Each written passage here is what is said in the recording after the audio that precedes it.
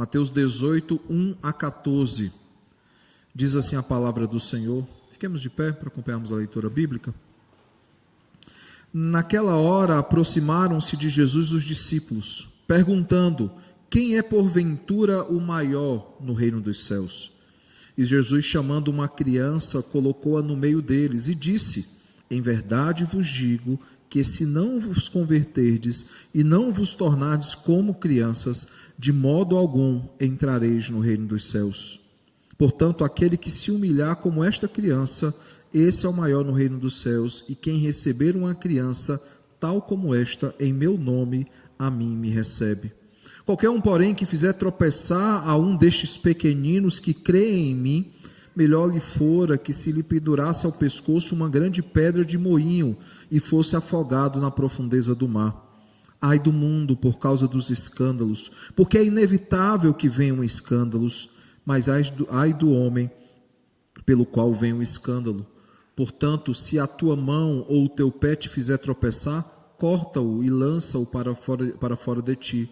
Melhor é entrares na vida manco ou aleijado, do que tendo duas mãos ou dois pés, seres lançado no fogo eterno. Se um dos teus olhos te faz tropeçar, arranca-o, lança-o fora de ti. Melhor é entrares na vida com um só dos teus olhos, do que tendo os dois, seres lançado no inferno de fogo. Vede, não desprezeis a qualquer um destes pequeninos, porque eu vos afirmo que os seus anjos nos céus veem incessantemente a face de meu Pai Celeste, porque o Filho do Homem veio para salvar o que estava perdido. Que vos parece? Se um homem tiver 100 ovelhas e uma delas se extraviar, não deixará ele nos montes as 99, indo procurar a que se extraviou? E se porventura a encontra, em verdade vos digo, que maior prazer sentirá por causa desta do que pelas 99 que não se extraviaram. Assim, pois, não é da vontade de vosso Pai Celeste que pereça um só destes pequeninos. Oremos ao Senhor.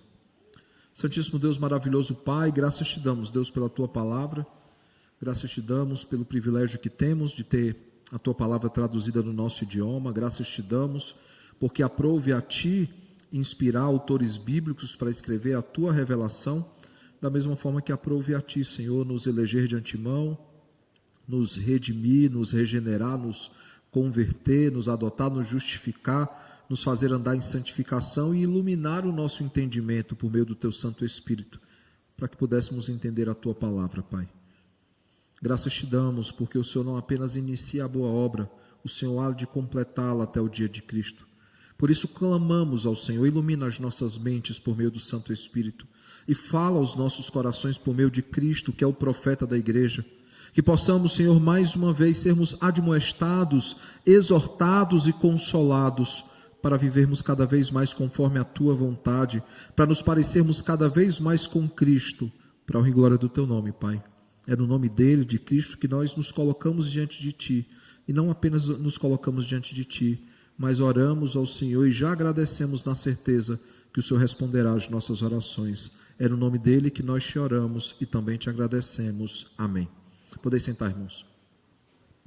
No domingo passado, como já dito, nós meditamos na porção anterior ao texto de hoje, Mateus 17, 24 a 27, nós meditamos no tema um chamado à obediência, e nós aprendemos que a obediência é, acima de tudo, um princípio bíblico, e que esse princípio bíblico, ele não apenas glorifica a Deus, e de fato ele deve glorificar a Deus, mas ele também edifica a todos nós como igreja do Senhor.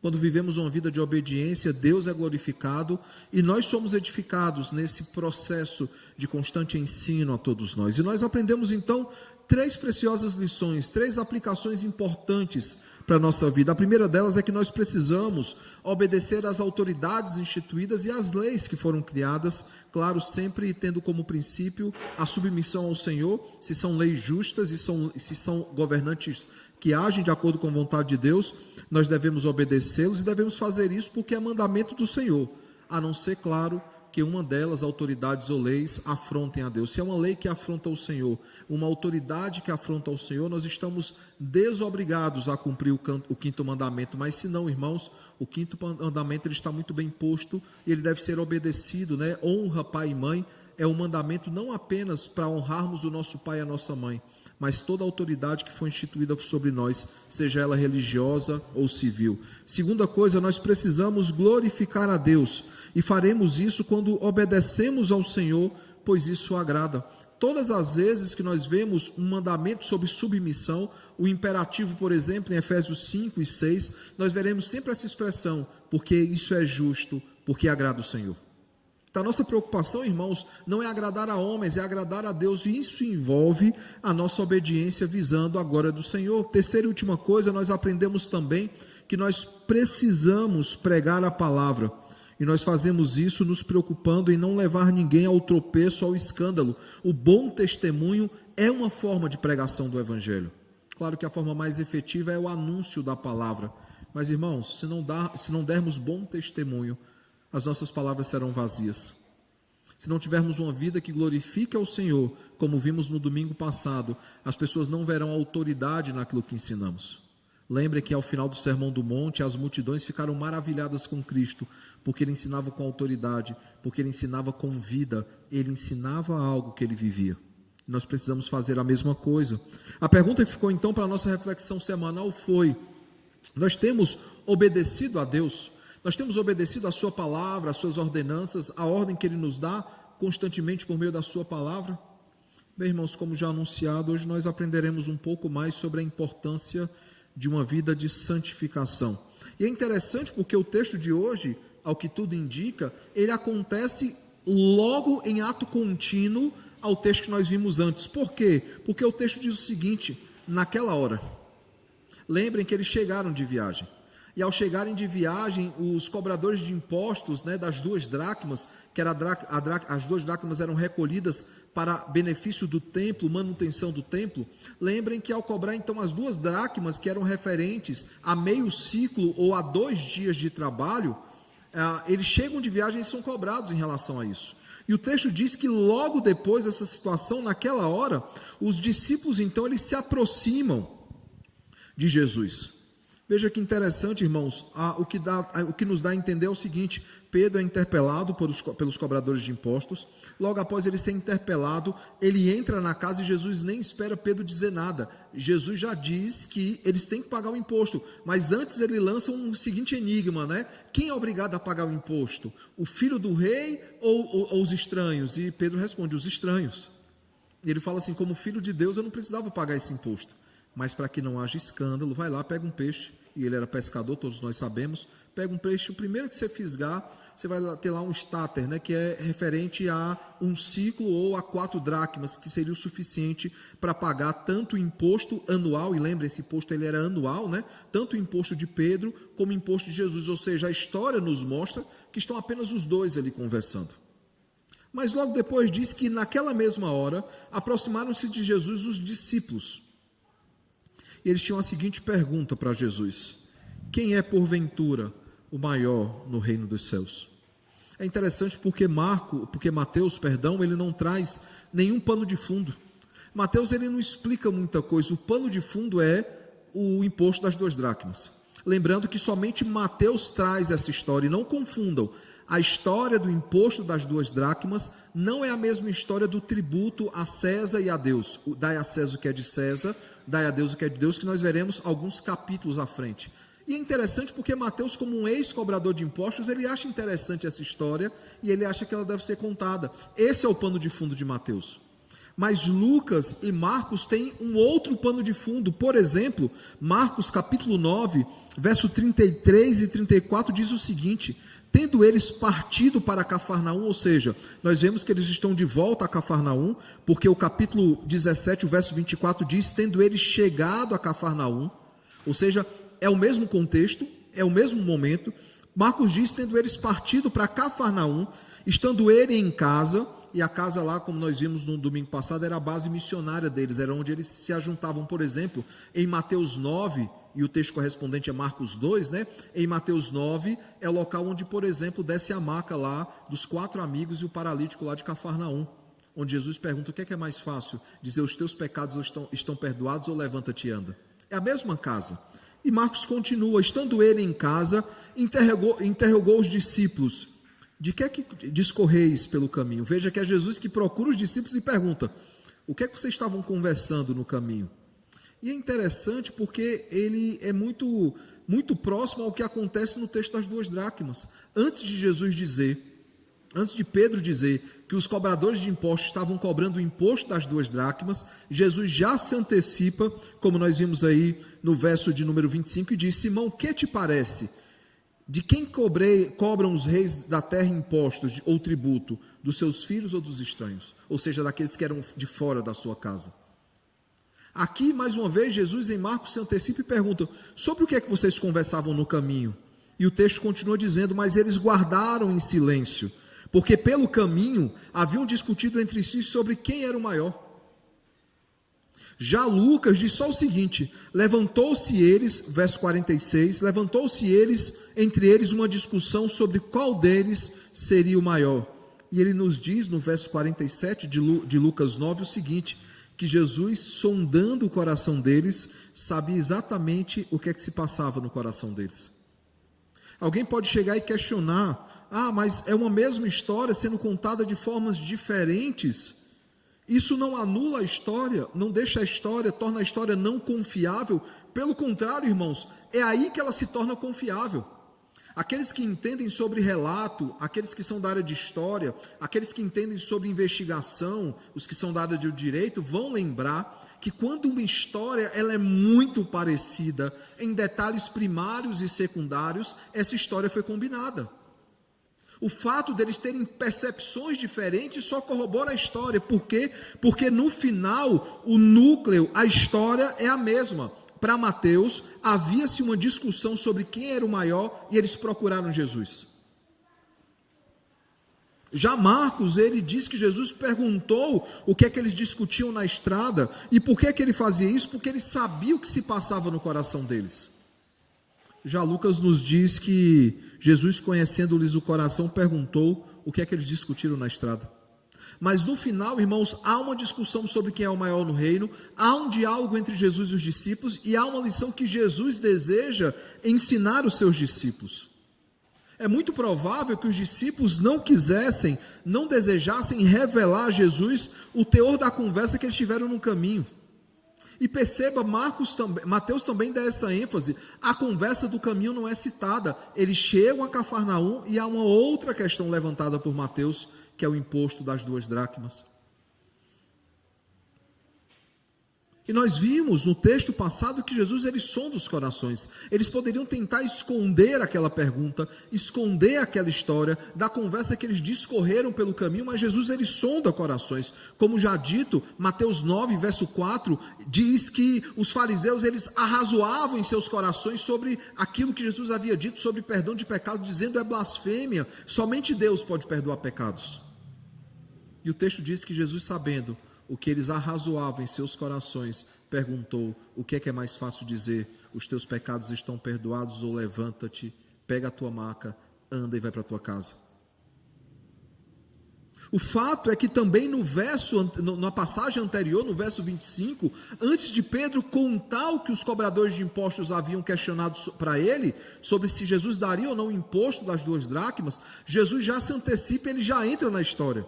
E se nós olharmos depois a continuação do verso de número 25, 26 e 27 do capítulo 17, nós veremos o seguinte: logo estão isentos os filhos. Essa é a resposta quando Pedro diz: não, os filhos do rei não devem pagar impostos, apenas os que são de fora de casa. Aí Jesus responde: logo estão isentos os filhos. Verso 26, no verso 27, mas para que não os escandalizemos, vai ao mar, lança um anzol, e o primeiro peixe que fisgar, tira-o, e abrindo-lhe a boca, acharás um estáter, que, como já dito, equivale a um ciclo, ou equivale a 4 dracmas, ou 4 dias de trabalho, o suficiente para pagar o dos 2. E o texto diz: toma-o e entrega-lhes por mim e por ti.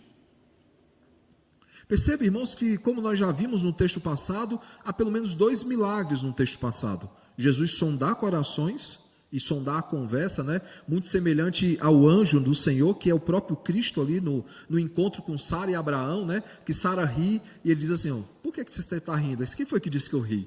Não, você, no seu íntimo você riu. O mesmo exercício de sondar corações, Cristo agora sonda também o coração, a conversa de Pedro e os cobradores de impostos. Mas ele também provê o recurso necessário e exatamente o valor desejado, ele provê por meio daquele peixe, onde ele providencia o valor suficiente para o pagamento do imposto. O fato, irmãos, é que Jesus ele sondava corações. Talvez de fato os discípulos não quisessem contar. E há um motivo muito plausível para isso. Talvez eles tivessem vergonha daquela pergunta, mas não pelo motivo certo. A motivação deles era descobrir quem era o maior, e não é a única vez que essa pergunta acontece. Há um momento, por exemplo, que pergunta quem que vai sentar à direita e quem vai sentar à esquerda. Havia uma preocupação não muito piedosa daqueles homens de ver quem tinha um status maior. O fato é que era vergonhoso para eles, logo depois de ouvirem, né, de Jesus pela segunda vez, que ele morreria, né, que ele morreria pelos nossos pecados, que a sua vida estava chegando ao fim. Era vergonhoso que diante de uma notícia tão trágica de morte, a motivação deles fosse perguntar, tá bom, depois que Jesus morrer, quem é que assume o negócio? Era vergonhoso, irmãos, diante da morte de Cristo, eles estarem preocupados entre quem deveria suceder. Lucas 9,46 diz claramente, levantou-se entre eles uma discussão sobre qual deles seria o maior. Hendrickson, comentando esse texto, os comentários da nossa editora, ele diz o seguinte: parece estranho que quase o primeiro resultado registrado do segundo anúncio que Cristo fez da sua iminente partida em Jerusalém tenham sido os discípulos disputando por supremacia no reino.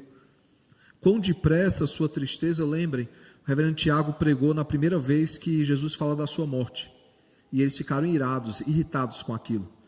Pedro é um dos que mais se irrita com essas coisas, né? Inclusive chamando no canto e dizendo, ó, não fala sobre isso que isso afasta as pessoas. E ele fala, arreda-te de mim, Satanás. Num segundo momento, quando eles ouvem novamente sobre a morte de Cristo, o capítulo 17, o verso 23 vai dizer o seguinte: e estes, vou pegar o verso 22, né? O filho do homem está para ser entregue nas mãos dos homens, e estes o matarão, mas ao terceiro dia ressuscitará. E o texto então nos diz, então os discípulos se entristeceram grandemente. Logo após essa conversa com Jesus, eles pegam a estrada de volta para Cafarnaum. Lembra, eles haviam viajado por Tiro, Sidom, Cesareia de Filipe, eles estão viajando várias localidades e finalmente, depois de muito tempo, eles retornam a Cafarnaum. E durante a estrada, a conversa não era, ele vai morrer, ele vai ressuscitar ao terceiro dia. A conversa era, ele vai morrer e agora quem vai ficar no lugar dele? Hendrickson continua dizendo, quão depressa sua tristeza, causada pela predição de Cristo acerca da sua humilhação, deu espaço à cobiça pela exaltação. A preocupação deles não era com a humilhação de Cristo e com a posterior exaltação de Cristo, eles estavam preocupados consigo mesmos. Por isso Cristo afirma que era necessário que eles se convertessem, que era necessário que eles se tornassem como uma criança, para que eles pudessem entrar então no reino dos céus. E se alguém quisesse uma resposta à pergunta, quem é o maior no reino? A resposta de Jesus no verso de número 4 é bem simples, ela é direta, diz o seguinte: portanto, aquele que se humilhar como esta criança, esse é o maior no reino dos céus. E o verso 5 continua dizendo, e quem receber uma criança tal como esta em meu nome, a mim me recebe, ou seja, aquele que recebe a criança, recebe o próprio Cristo. O texto continua e há uma pergunta também implícita. E o que é que acontece com quem não receber? Ou o que acontece com quem fizer tropeçar uma criança? Veja o que é que ele diz no verso de número 6. Qualquer um, porém, que fizer tropeçar a um destes pequeninos que crê em mim, melhor lhe fora que se lhe pendurasse ao pescoço uma grande pedra de moinho e fosse afogado na profundeza do mar. Com certeza, se fizesse uma pesquisa sobre quais eram os piores tipos de morte que existe e quais mortes você gostaria de evitar. Todo mundo quer morrer dormindo, né? Todo mundo quer fechar o olho e acordar na eternidade. Mas se fizéssemos um ranking sobre quais mortes nós não queremos, duas que vão estar no topo é afogamento e queimadura. Ninguém quer morrer afogado nem queimado. Sim ou não? Só que Jesus diz o seguinte: é muito melhor morrer afogado, porque é assim que ele abre o texto, melhor lhe fora amarrar uma pedra no pescoço, jogar no rio, deixar morrer afogado, do que fazer uma dessas crianças se desviar. E aqui eu gostaria de abrir um parêntese, irmãos, enorme, pequeno, mas importante, porque hoje nós temos presenciado constantes ataques contra as nossas crianças, dentro e fora do útero. Constantes ataques. Mas esse texto nos deixa claro o seguinte: Deus dará a paga, Deus pagará com justiça aqueles que se levantam contra os nossos pequeninos. Melhor seria morrer afogado do que fazer mal a qualquer uma dessas crianças. O texto afirma então que levar alguém a esse pecado de fazer uma criança tropeçar, de fazer uma criança se perder, é uma ofensa gravíssima. E percebam que o nível dessa ofensa gravíssima é a destruição muito pior do que a morte física por afogamento. E aí ele continua dizendo o seguinte: evitem escândalos. Veja o verso de número 7. Ai do mundo por causa dos escândalos, porque é inevitável que venham escândalos, mas ai do homem pelo qual vem um escândalo. E é interessante porque o verso 27 ele já tratou desse tema, ele começou a tratar desse tema quando ele diz: mas para que não os escandalizemos, vai ao mar, lança um anzol e o primeiro peixe que fisgar, tira-o, e abrindo-lhe a boca acharás o preço necessário para pagar o meu imposto e o seu imposto. Jesus agora volta novamente ao assunto do escândalo. Ele diz o seguinte: os escândalos são inevitáveis, infelizmente, mas ai daquele por quem vem um escândalo. Só para esclarecer, irmãos, escândalo não é você ver o irmão fazendo uma coisa e dizer: ah, nossa, eu estou escandalizado. A palavra escândalo é muito forte. A palavra escândalo refere-se à morte espiritual. É você fazer alguém tropeçar de tal maneira que ele morre espiritualmente. É se você tem um pecado tão grave que faz alguém apostatar da fé. E aí perceba que ele diz: ai daquele por quem vem os escândalos. E ele volta então novamente a esse tema, um tema importante, um tema que ele já havia tratado no verso 27. E ele diz: é inevitável que existam escândalos. Por isso a preocupação de Jesus em não escandalizar os cobradores de impostos. Lembrem que a preocupação dele era não criar empecilhos para o avanço do Evangelho. Ele se negar a pagar aquele imposto traria empecilho para o avanço do Evangelho. Alguns se escandalizariam. Ai daquele por quem vem um escândalo. Ai daquele que faz uma dessas crianças tropeçar. É isso que ele está dizendo. É melhor que morra com a corda amarrada no pescoço, uma pedra de moinho amarrada nessa corda, e ele morra afogado, do que ele venha causar destruição ou queda a qualquer um destes pequeninos. E aí no verso 8 e verso 9, ele nos traz alguns conselhos práticos, de certa forma, para que evitemos escândalos, para que vivemos de forma santa. Alguém vai dizer: pastor, mas é um absurdo, pastor, isso aqui não tem como. Como é que eu vou cortar a minha mão? Como é que eu vou cortar o meu pé? Como é que eu vou arrancar o meu olho? Não, de fato é exagerado, porque é muito mais fácil lutar contra o pecado e viver em santificação do que amputar um braço, amputar a perna ou arrancar um olho. Perceba que o que ele está dizendo é o seguinte: se a tua mão, se o teu pé te faz pecar, se o teu olho faz pecar, é melhor você entrar coxo, manco, como diz no Nordeste, cotó, né, sem a mão, sem um olho, cego, do que não ir para o céu. E é claro, irmãos, que é um exagero aqui. Ninguém em sã consciência vai preferir continuar pecando e para isso arrancar a mão, a perna, um olho. Mas Jesus ele traz de forma muito clara que nós devemos perseverar em santificação, a ponto inclusive de pagar na própria carne, de cortar na própria carne se for necessário. Então, ele, depois de apresentar os conselhos, sobre santificação, ele volta então a atenção aos pequeninos, dizendo o seguinte: vede, não desprezais a qualquer um destes pequeninos. Ele continua dizendo o seguinte: porque eu vos afirmo que os seus anjos nos céus veem incessantemente a face de meu Pai celeste. Irmãos, deixa eu abrir outro parêntese aqui.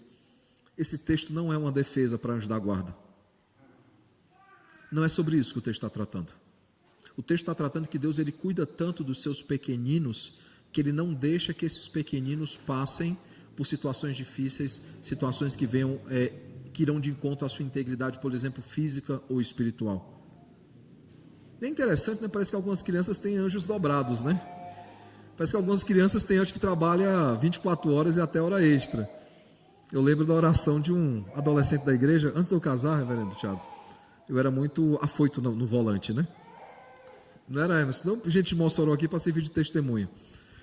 Voltando a vez de Tibau, alguns ficaram bem preocupados dentro do carro. A forma como eu ultrapassava alguns caminhões e outros carros. Antes de casar, eu botava 160, 170 brincando no carro. Comecei a namorar, a velocidade caiu para 140. Me casei, fui para 120.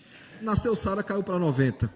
Mas eu lembro de um adolescente, na primeira igreja que eu pastorei lá em Fortaleza, dizendo o seguinte: Senhor, põe um anjo ligeiro para acompanhar o pastor, senão ele não dá conta. Então essa ideia de que o Senhor nos guarda, nós não temos um anjo da guarda lá do nosso lado, com um nomezinho separado para a gente, pronto, não. O Senhor conhece todas as coisas, Ele providencia meios para guardar os seus eleitos. Assim também como Ele providencia meio para guardar as crianças.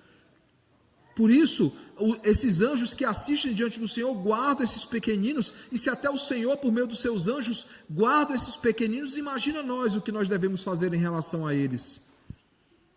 E ele continua dizendo, irmãos, o seguinte, verso de número 11: porque o Filho do Homem veio salvar o que estava perdido, ou seja, ele veio em socorro àqueles que estavam perdidos.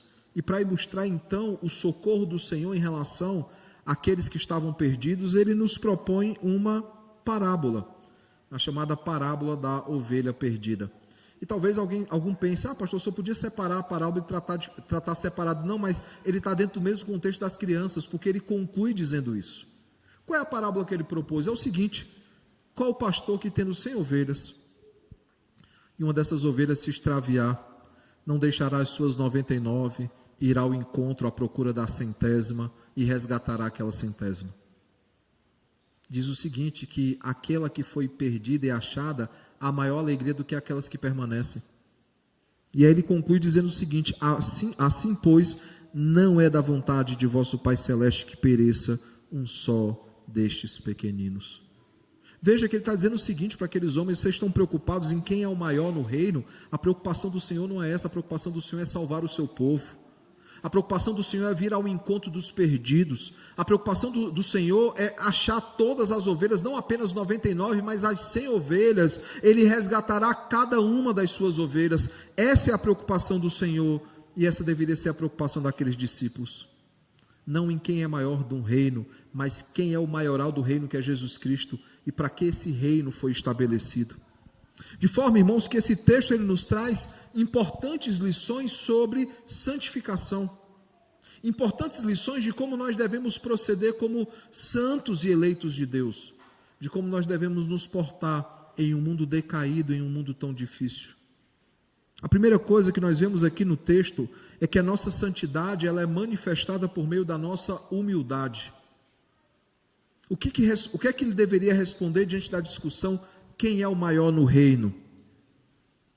E como já foi dito, irmãos, muito nos espanta que o sentimento de tristeza diante da morte iminente de Cristo foi substituído por uma disputa de poder, para ver quem era o maior, quem era o supremo, o maioral dos discípulos. O fato, irmãos, é que para resolver a questão, Jesus trouxe uma criança e colocou a criança no meio deles e usou aquela criança como exemplo. É interessante o uso da criança, porque a criança tem em si a pureza em seu coração. Não apenas a pureza no seu coração. Eu não estou dizendo que criança não tem pecado, né? Elas são pecadoras. Mas há uma certa ingenuidade, uma pureza. Até mesmo ingenuidade no sentido, por exemplo, que quando nós somos crianças, nós somos muito mais corajosos do que quando adultos. Eu lembro duas questões bem interessantes. Eu fui professor na mesma escola que eu estudei lá em Fortaleza. Eu tive esse privilégio, alguns têm esse privilégio, outros não têm. Fui aluno dessa escola, depois fui professor de ensino religioso da mesma escola. E passando por trás do ginásio do Colégio 7 de Setembro, que é um colégio fundado por presbiterianos, inclusive fundado dentro da primeira igreja presbiteriana de Fortaleza, depois foi para um local próprio. Passando atrás do ginásio, ali na sede, no NGS, que é a Nila Gomes Soares, né, é uma das sedes, a sede mais antiga. Passando atrás do ginásio, eu vi uma lacuna que tinha de uma rampa para outra, porque era justamente a entrada do ginásio. E qual era a diversão nossa quando adolescentes, quando crianças e adolescentes, pular de uma extremidade à outra? Quantas vezes eu não errei o passo e não bati a canela na quina? Então não sabe a dor que causa. Bem, irmãos, eu tinha a perna mais curta naquele momento. Já passando adulto com a perna maior, eu olhei e falei, o que é que eu tinha na cabeça para pular isso aqui? Ou uma árvore que tinha na frente da minha casa, que eu subi até o oim, né, como fala no Nordeste, eu subi até o olho, até a parte mais alta da árvore. Quando eu chego nessa árvore em frente da casa dos meus pais, eu olho e falo, meu Deus do céu, o que é que eu tinha na cabeça para subir essa árvore? A criança ela tem essa ingenuidade, essa confiança extrema. Mas também a criança ela depende de outras. E ela aceita humildemente a limitação que ela tem. Ela sabe que não pode se autoprover, ela não pode prover a si mesma e ela depende dos pais, dos adultos que estão próximos. Por isso Jesus usa como ilustração para a humildade. Por isso Jesus chega para aqueles discípulos e dizem, vocês querem uma lição sobre ser maior no reino, vocês têm que ser como essas crianças. A criança, irmãos, é o retrato de tudo aquilo que Paulo ele relata, por exemplo, em Filipenses, capítulo 2, verso 3, quando ele diz, nada façais por partidarismo ou vanglória, mas por humildade, considerando cada um os outros superiores a si mesmo. Ou como Jesus diz claramente aqui no verso 4, aquele que se humilhar como esta criança, esse é o maior no reino dos céus. Claramente, irmãos, há uma disputa, uma guerra aqui entre humildade e exaltação. E nós sabemos o que Jesus disse sobre aqueles que querem ser exaltados, os humilhados serão exaltados. Os últimos serão os primeiros. Várias vezes Jesus nos apresenta essa verdade, irmãos, que a disputa não deve ser por quem é maior, talvez o maior dos pecadores, como Paulo se coloca, mas não o maior no reino, porque na verdade nenhum de nós merecia ser súdito desse reino. As nossas melhores obras não passam de trapo de imundícia. A nossa preocupação não é quem é o maior do reino, porque nós sabemos quem é o maior do reino. O maior do reino é Jesus Cristo, o Rei dos Reis, o Senhor da Glória. É necessário ter humildade para entender que nós dependemos uns dos outros, que não deve haver uma disputa dentro do corpo de Cristo em quem é o maior é o cabeça, que é Jesus Cristo.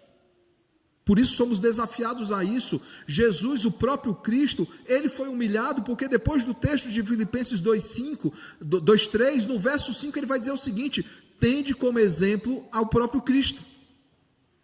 A humildade de Cristo, que não julgou por usurpação o ser igual a Deus, antes se esvaziou de si mesmo e foi obediente até a morte, morte de cruz. E a consequência, a sua obediência e humildade, é que ele foi exaltado sobremaneira. E Deus lhe deu um nome que está acima de todo nome, e a este nome todos se curvarão. Ele é o maior do reino dos céus. E cabe a nós, irmãos, sermos humildes e entender que, se queremos de fato ser exaltados, eu me refiro aqui à glorificação dos nossos corpos, ao fim de todas as coisas, nós precisamos entender que aqueles que forem exaltados em novos céus e nova terra, é porque foram humilhados aqui nessa terra. Paulo inclusive afirma a Timóteo, aqueles que viverem piedosamente serão perseguidos. Por isso, irmãos, se de fato queremos viver em santificação, devemos, antes de tudo, ter em nossos corações humildade. Mas há uma segunda coisa que Jesus ele traz nesse texto, não é apenas um chamado à humildade, aquele que quer manifestar santidade, aquele que quer viver em obediência ao Senhor, precisa dar bom testemunho. E veja que Jesus aqui ele retorna a mesma preocupação em relação aos cobradores de impostos lá do templo, os cobradores de impostos das 2 dracmas. Qual é a preocupação? O escândalo deve ser evitado. Aquele que dá bom testemunho, aquele que procede biblicamente, evita escândalos e evita levar os outros ao pecado ou ao tropeço. Não se pode, irmãos, fazer ninguém tropeçar sem motivo de escândalo. Por quê? Porque a pena para isso, o texto diz é o quê? Será lançado no fogo eterno. E quais são as formas, muitas vezes, que nós fazemos alguém tropeçar? Por meio da nossa mão, por meio do nosso pé, por meio dos nossos olhos, por meio da nossa boca, por meio do nosso ouvido. O fato, irmãos, é que se não policiarmos o nosso coração, nós constantemente daremos mau testemunho.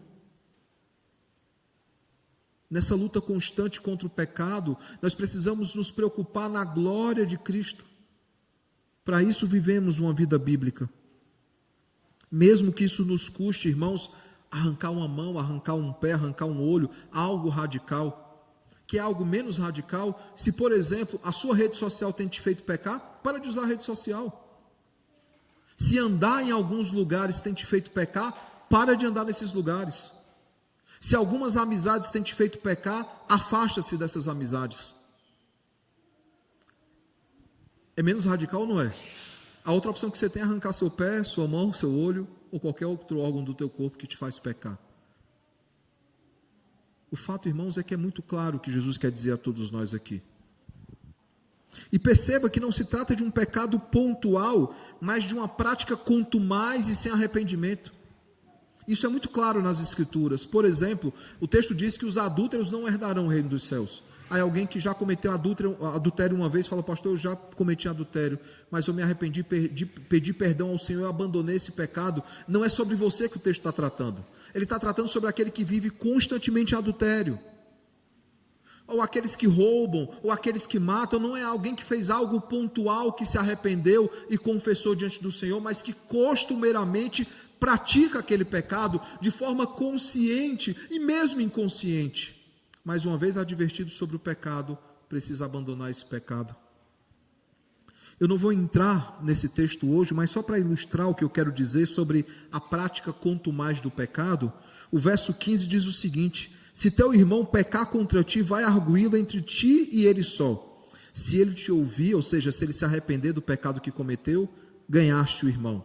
Se porém não te ouvir, toma ainda contigo uma ou duas testemunhas, para que pelo depoimento de 2 ou 3 testemunhas toda a palavra se estabeleça. Se ele não os atender, ou seja, se ele ouvir, ganhou o irmão. Se ele não te atender, dize-o à igreja, e se recusar a ouvir também a igreja, considera-o como gentil e publicano, ou seja, como alguém que está fora da igreja. De fato, irmãos, não é apenas pecar, nós somos pecadores, nós pecamos. O fato é ser costumeiro naquele pecado, quanto mais naquela prática de pecados. E o texto, irmãos, ele nos desafia a cuidarmos não apenas de nós mesmos, mas dos nossos irmãos. Porque a nossa santificação não é uma preocupação apenas conosco, nós nos preocupamos em como os nossos pecados podem refletir na vida de outros também. Há pecados que são individuais, mas há pecados também que atingem uma esfera pública. Há pecados que acontecem de modo reservado e devem ser confessados diante do Senhor, mas há pecados que são feitos de forma pública que afeta todo o corpo de Cristo. É preciso, irmãos, abandonar esse pecado, confessar e abandonar esse pecado e dar bom testemunho para glorificar a Deus e, mais uma vez, como vimos no sermão passado, para edificar os nossos irmãos em Cristo. Como é danoso quando algumas pessoas que têm proeminência na igreja, que talvez queiram ser os maiores do reino, quando eles caem em pecado e como isso traz uma devastação para a igreja. Quando é alguém de cargo de liderança, ocupando outra posição, o pastorado, o oficialato, quando ele cai em pecado, qual o estrago que acontece naquela igreja, o escândalo. Por isso, irmãos, o texto nos desafia, se queremos ser santos, nós devemos não apenas ser humildes, mas dar bom testemunho. Isso nos leva à terceira coisa que esse texto nos traz, que eu já toquei no final do ponto passado, que é o cuidado fraterno. Se de fato queremos viver em santidade, em santificação, nós precisamos ter um cuidado fraterno, um cuidado com os nossos irmãos. E Cristo, ele aprofunda essa discussão dizendo que devemos ter cuidado duplo, conosco e com o próximo, justamente falando sobre a questão dos pecados que não atingem apenas a nós mesmos, mas aos nossos irmãos. A nossa preocupação, irmãos, deve ser com a ovelha que ainda não está no aprisco, sim. Essa é a nossa preocupação. A preocupação da igreja é evangelizar, sim ou não? Mas também a nossa preocupação está principalmente naquelas que estão perdidas, afastadas, desgarradas. A nossa preocupação, irmãos, precisa ser, sim, com a evangelização dos perdidos, mas também com a edificação dos membros, que se dá, por exemplo, por meio do discipulado. Aqueles que sabem o que é um discipulado, aqueles que entendem como o discipulado funciona, vão saber que é difícil para um, para dois pastores, para um conselho, discipular uma igreja de mais de 100 membros. E aqui eu estou falando do nosso contexto, há igrejas maiores que a nossa. É difícil porque o discipulado envolve vida, o discipulado envolve caminhar com aquela pessoa, ver as suas necessidades, ver os seus temores, as suas dúvidas, de perceber, por exemplo, quando aquele irmão não está vindo à igreja, quando aquele irmão está esfriando na fé, e dentro dessa preocupação, chegar naquele irmão e amparar aquele irmão. A palavra aconselhamento, admoestação, envolve andar ao lado de alguém, esse é o significado da palavra. Perceba que a igreja não deve apenas evangelizar, a igreja precisa também discipular. O resgate, irmãos, daquela ovelha que está perdida, é motivo de alegria, como o texto nos diz. O problema é que há alguns crentes dentro da igreja que agem como o irmão do filho pródigo. Qual irmão não fica alegre quando o outro irmão retorna para casa? Qual crente não fica alegre quando um crente que se afastou retorna à igreja? O filho pródigo ficou com raiva. O filho pródigo disse: eu estou com o senhor o tempo todo, o senhor nunca fez essa festa para mim. E o pai carinhosamente explica: mas meu filho, eu estou fazendo festa porque aquele que estava perdido foi achado, aquele que estava morto ressuscitou. E aqui nós vemos o mesmo sentimento em Cristo, que há muito mais alegria por aquela ovelha que estava desgarrada e foi trazida de volta pelas 99 ovelhas que estão lá o tempo todo. E nós precisamos ter também esse sentimento, irmãos, um sentimento de alegria, mas não apenas de alegria, um sentimento também de consolo. Qual é o sentimento de consolo nesse texto? É que o bom pastor, ele não permite que nenhuma das suas ovelhas se perca, ele vai à procura, ele vai ao encontro de cada uma delas. Sabe qual é o outro consolo, irmãos? É que ele usa a sua igreja, ele usa o corpo de Cristo para esse fim. Como é maravilhoso para alguém que está na igreja perceber que faz parte de uma igreja que é carinhosa, de uma igreja que é cuidadosa, de uma igreja que se preocupa com aqueles que estão fora do aprisco, que se preocupa com aqueles que não estão mais vindo à igreja. E sabe, irmãos, isso não é esperado apenas do pastor da igreja, e todo o rebanho deve fazer isso. É natural alguém que não está vindo para a igreja receber uma mensagem do pastor. É natural. Mas se outros membros da igreja também enviam mensagem dizendo: eu senti sua falta no culto, eu tenho sentido a sua falta na igreja, como é que você está? É claro que fará toda a diferença, irmãos. É óbvio que fará toda a diferença. E o texto ele nos mostra isso, que Deus ele usa a sua igreja sim num propósito evangelístico, olhando para os de fora, mas também num propósito de discipulado para aqueles que estão dentro, ou aqueles que estavam dentro e hoje não estão mais no nosso meio. Claro que dentre esses que podem não estar no nosso meio, pode se envolver pessoas que nunca foram eleitas, mas nós não sabemos disso, irmãos. Nós não sabemos essa resposta. A nossa obrigação é procurar a todos aqueles que estavam no nosso meio e saíram do nosso meio. Essa deve ser a maior preocupação da igreja, essa deve ser a verdadeira preocupação de todo crente, não é status. A preocupação dos discípulos aqui era status, e Jesus deixa bem claro: a preocupação de vocês deve ser com o reino, com aqueles que fazem parte do reino e com aqueles que estão afastados do reino. Essa deve ser a nossa preocupação como igreja, irmãos. Uma igreja que é humilde, uma igreja que dá bom testemunho, uma igreja que tem um cuidado fraternal, ele se preocupa, os membros se preocupam uns com os outros. Eu pergunto então, que aplicações nós podemos tirar do texto dessa noite? A primeira aplicação: nós precisamos, irmãos, ter humildade, entendendo que a nossa preocupação deve ser com o reino e não com qualquer status. A nossa preocupação ela deve ser com o reino e não com qualquer status. Muitos se preocupam com status. Muitos só querem trabalhar na igreja se tiverem uma função. E quantas coisas nós temos para fazer na nossa igreja? Nós temos pessoas que fazem 2, 3, 4, 5 funções dentro da igreja. Mas a nossa preocupação, irmãos, deve ser com o reino. Como eu posso ser útil ao reino? Como eu posso usar no reino aquilo que Deus tem colocado nas minhas mãos? Como eu posso glorificar o Senhor por meio das minhas atitudes? Como eu posso servir a igreja, os departamentos da igreja, as programações da igreja? Como eu posso ser útil ao reino? Essa deve ser a preocupação de todos nós. E para isso é necessário humildade de saber que não somos nós que fazemos a obra, é o Senhor que nos usa apesar de nós. Ele que nos capacita, Ele que nos dá dons e talentos e Ele que nos usa para a honra e glória do seu nome. Lembram a analogia do machado? Eu sou apenas um machado. É o Senhor quem me afia, é o Senhor quem me usa. Se Ele me joga de lado, eu sou apenas um ferro velho. E o autor conclui dizendo: Senhor, que eu nunca perca de vista que eu sou apenas um machado. Segunda coisa, nós precisamos dar bom testemunho, edificando-nos uns aos outros, não servindo como pedra de tropeço ou como motivo de escândalo. A nossa preocupação deve ser edificar um ao outro, sentir as dores uns dos outros. Há um filme que eu já tentei descobrir o nome dele. Tem aquele filme que você assiste por acaso? Hoje não acontece muito isso na era dos streams, por quê? Porque na era da televisão, passava qualquer filme que você não escolhia, e às vezes passava um filme interessante, você fala, gostei desse filme. Hoje na era dos streams, você escolhe exatamente o que você quer assistir. Eu lembro de um filme que eu assisti de madrugada, de um pastor de uma igreja, que era também investigador de polícia. E começam a acontecer alguns assassinatos na cidade. Moças de cabelo ruivo passaram a morrer dentro da cidade. E esse chefe de polícia, esse investigador, investiga e não descobre. E ele começa a investigar a cidade toda. E tem um momento que ele para pensar e diz: rapaz, eu investiguei todo mundo, mas o meu assistente eu não investiguei.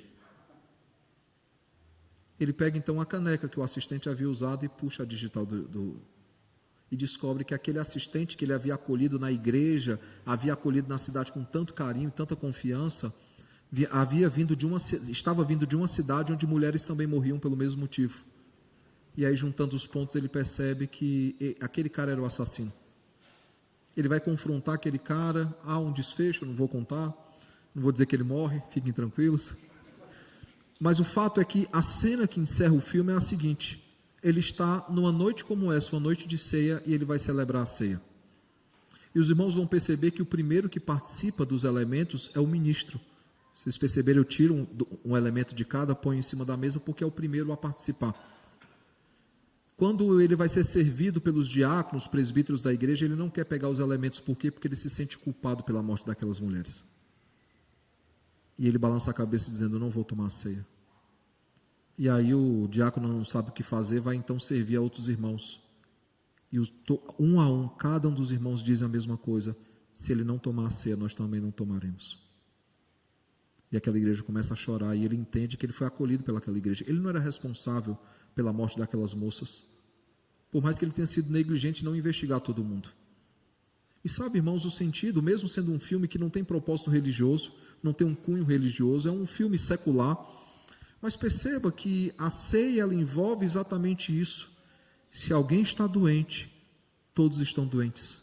Se alguém chora, todos choram. Se alguém é curado, todos são curados. Se alguém sorri, se alegra, todos se alegram, porque é um único corpo. Essa é a essência do corpo de Cristo. E o bom testemunho envolve isso, não apenas glorificar o Senhor, mas cuidar uns dos outros como o rebanho do Senhor. Não é fácil, irmãos, porque muitas vezes quando nós estendemos o braço, quando nós damos o nosso ombro para alguém chorar, a gente quer chorar também por dentro. Mas o texto bíblico nos intima a isso, cuidar uns dos outros. E o exemplo que ele usa é a criança. Aquele que cuida dessa criança faz parte do reino. Mas aquele que faz essa criança tropeçar ou se perder, é melhor que ele morresse afogado, preso com a pedra no pescoço.